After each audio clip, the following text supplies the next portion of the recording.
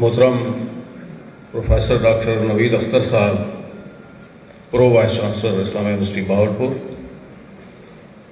محترم سید تقی عابدی صاحب، محترم صلاح الدین حیدر صاحب، محترم پروفیسر ڈاکٹر انوار احمد صاحب اور بہت ہی محترم پروفیسر ڈاکٹر روبینہ رفیق صاحبہ، اور پاکستان سے اور پاکستان سے باہر سے تشریف لانے والے معزز مہمان، دین حضرات، پروفیسرز، چیئرپرسنز اور طلباء و طالبات، السلام علیکم۔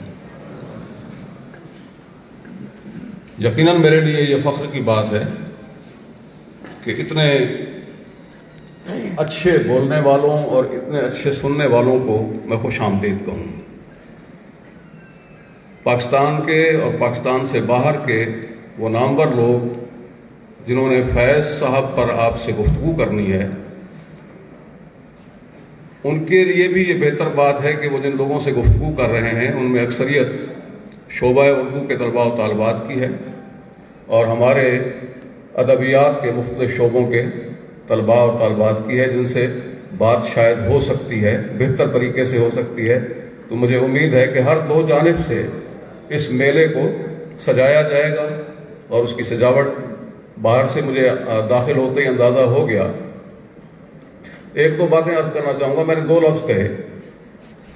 فیض صاحب، شاعر کے ساتھ کبھی صاحب لگتا نہیں ہے، لگ جائے تو جچتا نہیں ہے۔ مطلب غالب کو غالب ہی کہا جاتا ہے، اسے غالب صاحب کہیں گے تو بڑا معاملہ گڑبڑ ہو جائے گا۔ فراز کو فراز ہی کہا جا سکتا ہے، فراز کو فراز صاحب کہیں گے تو کچھ گڑبڑ سی ہو جاتی ہے۔ اقبال کو اقبال صاحب کہیں تو کیسا لگے گا؟ لیکن فیض وہ واحد آدمی ہے جسے فیض صاحب کہے بغیر بنتی نہیں۔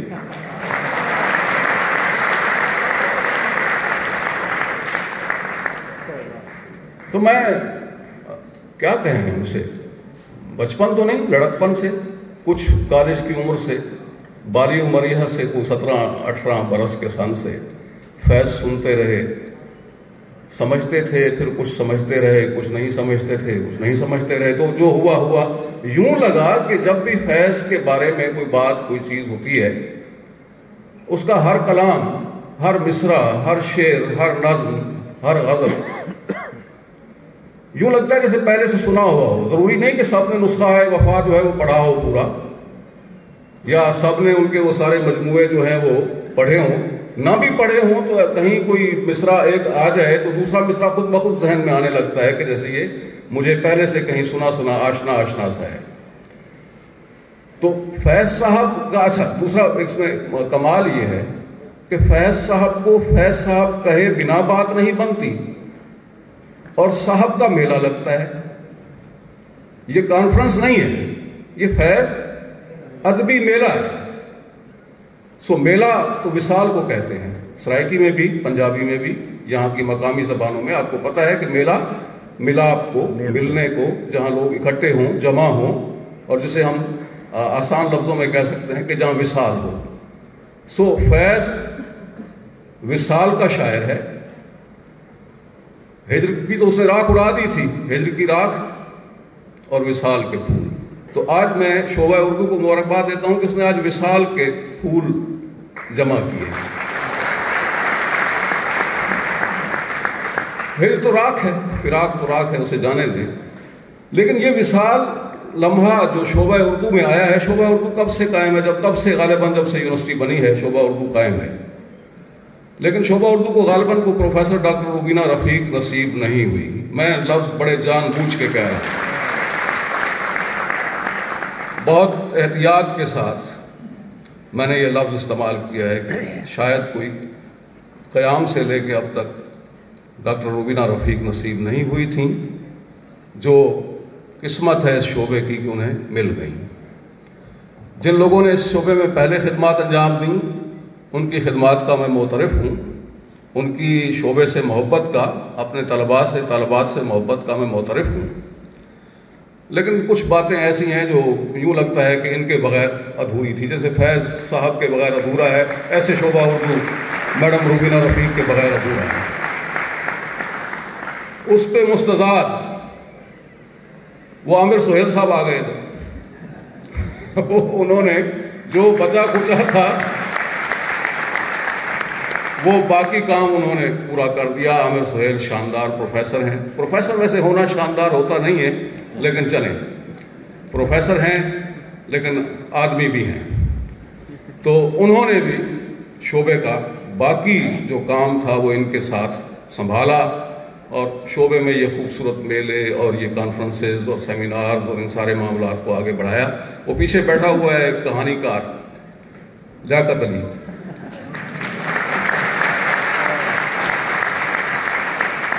عجب آدمی ہے، ایسے گھومتا چلتی پھرتی کہانی ہے.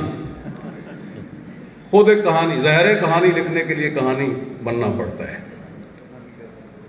تو شعبہ اردو میں ذیشان تبسم کی آپ وہ کیا کہتے ہیں، اردو معلّہ،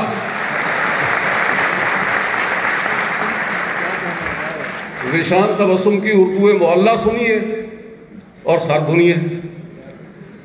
تو یہ شعبے کی خوبصورتیاں ہیں. مظہر عباس کہاں ہیں؟ مظہر عباس وہ سنہرا سنہرا سا مظہر عباس، پتلی ناک والا، تیکھے نقوش والا، تیکھے نقوش والا. اچھا یہ بہار ہے، وہ نئے بھی دو بیٹھے ہوئے ہیں. میں ابھی ان سے پورا آشنا نہیں ہوا، 3 بلکہ بیٹھے ہوئے ہیں. ان سے پوری آشنائی میری نہیں ہے، لیکن وہ ظاہر ہے اس میں وہ ہر کے درکان نمک رفت نمک شد، تو وہ بھی وہی کچھ ہو جائیں گے جو یہ سارے ہیں.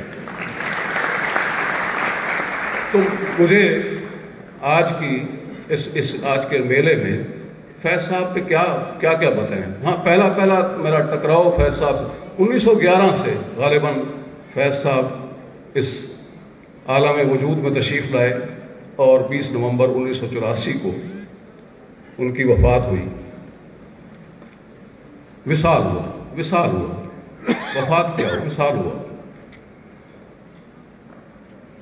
عجب آدمی تھا. ابھی میں نے پچھلے دنوں پڑھا کہ ملکہ جو اس وقت برطانیہ کی بیٹھی ہیں، انہوں نے کتنی عالمی جنگیں دیکھیں، کتنی وبائیں دیکھیں، کتنا کچھ دیکھا. لیکن فیض صاحب کے بارے میں تو کہا جا سکتا ہے کہ پیدا ہوتے ہی کو 8 سال کے بعد یا 4 سال 5 سال کے بعد وہ ایک عالمی جنگ عظیم جسے ہم کہتے ہیں. جنگیں عظیم نہیں ہوتی ویسے، جنگ عالمی ہوتی ہے. جنگ کو عظمت کیا دینی ہم نے. وہ 1914 میں شروع ہو گئی، 18 تک وہ دیکھتے رہے. آگے خلافت کا معاملہ آ گیا، انہوں نے وہ بھی اپنے بچپن میں بھگت لیا. ابھی آگے بڑھے تھے تو وہ دوسری عالمی جنگ سامنے آئی ہوئی تھی 1939 سے لے کے 45 تک، وہ وہاں پہنچ گئے. درمیان میں ترقی پسند تحریک چل پڑی ہے. درمیان میں اس سے جو میں ایک اہم چیز بھول گیا ہوں کہ اکتوبر انقلاب لینن صاحب وہاں لے آئے روس میں 1917 میں. 1949 میں چین کا انقلاب آ گیا. انقلابات عالم کی جو پوری کہانی ہے اس صدی کی، گزشتہ صدی کی، جو ہمارے اس عہد میں پورے اس عہد کی صورت گری جن انقلابات نے کی، وہ سارے تو فیض صاحب نے دیکھ لیے. بچا کھچا جو باقی تھا، جو انہوں نے اپنے تن پہ سہنا تھا، اپنے وجود پہ سہنا تھا، وہ 1947 کے بعد سہ لیا. وہ کچھ ایوب خان کی شکل میں، اسے تو وہ سہ گئے، ضیاء الحق پورا نہ سہ پائے، 84 میں چلے گئے. 87 تک انتظار کر لیتے تو ہو سکتا ہے کہ شاید انہیں طلوع سحر کا کچھ اندازہ ہو جاتا. تو فیض صاحب نے اپنے اس سارے عمل سے جو کچھ میں نے جو بندہ بنتا ہے، وہ سگریٹ پی رہا ہے بیٹھا ہوا پیچھے جو آدمی ہے، اس نے کبھی زندگی کو ایک، میرا خیال ہے یہ پورا سارے انقلاب، یہ ساری جنگیں، یہ سارے فساد، یہ سارے عذاب کسی ایک کش میں اڑا دیے، اور یہ کہتے ہوئے چلے گئے کہ ہم بڑے نہیں تھے، بڑوں کے اٹھ جانے نے ہمیں بڑا بنا دیا.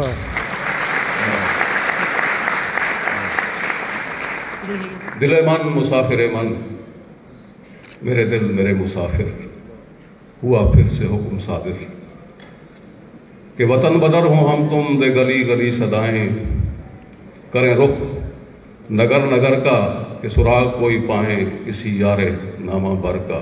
ہر ایک اجنبی سے پوچھیں جو پتا تھا اپنے گھر کا، سرے کوئے ناشنائیاں یوں ہی دن سے رات کرنا، کبھی اس سے بات کرنا کبھی اس سے بات کرنا.